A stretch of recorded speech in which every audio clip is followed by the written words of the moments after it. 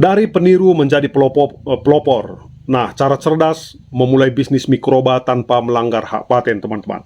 Bapak Ibu mau berusaha atau berbisnis menjual agen hayati seperti ini atau dekomposer seperti ini dengan cara membeli satu kemasan lalu diperbanyak, lalu dijual kembali. Begini Bapak Ibu, itu tidak bisa.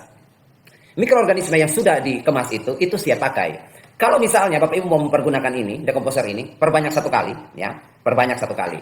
Lalu mau diperbanyak lagi 2 kali, bisa. Dia batasnya 2 kali, ya, itu masih bisa. Tapi kali ketiga tidak bisa lagi. Nah, sekarang saya jelaskan tidak bisanya di apa. Yang pertama, ini hak paten, ya, ini hak perusahaan. Istilahnya hak cipta, hak produksi, hak perusahaan, ya. Ada hukum bergerak di situ, ada hukum bermain di situ, ada undang-undang yang berlaku di situ, ya. Jadi bermain soal hak ini agak rawan untuk Bapak Ibu, ya. Memperbanyak sebuah produk dari produk aslinya itu duplikat, ya, atau mengambil hak cipta orang lain atau hak produksi orang lain, dan itu melanggar hukum. Itu yang pertama. Jadi diperbanyak dari mana, nanti kenanya di situ. Jadi tidak bisa. Kenapa ikut-ikutan produk orang lain kalau kamu bisa menciptakan produk mikroba buatan sendiri yang legal, unik, dan punya nilai jual yang lebih tinggi? Nah, banyak orang tergoda untuk memperbanyak produk M4 lalu menjual ulang demi keuntungan cepat. Nah, tetapi perlu diingat, setiap produk seperti M4 mempunyai hak paten dan perlindungan hukum, teman-teman. Jika kita memperbanyaknya tanpa izin, itu bisa menjadi pelanggaran serius.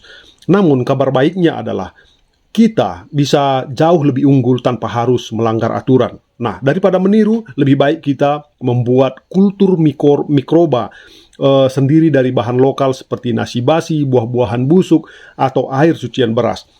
Dengan sedikit pengetahuan fermentasi, kita bisa mengembangkan mikroba lokal yang efektif sesuai kebutuhan, entah untuk pertanian, peternakan, atau pengolahan limbah.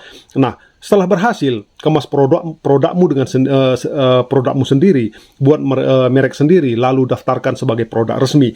Ini bukan hanya legal, tetapi juga menunjukkan kredibilitas dan original bisnismu. Nah, bangun kepercayaan, tampil sebagai pelopor, bukan sekedar peniru. Nah, karena dunia bisnis yang memang bukan ikut-ikutan, tetapi yang berani menciptakan sesuatu yang baru dan bermanfaat. Bagaimana menurut kalian?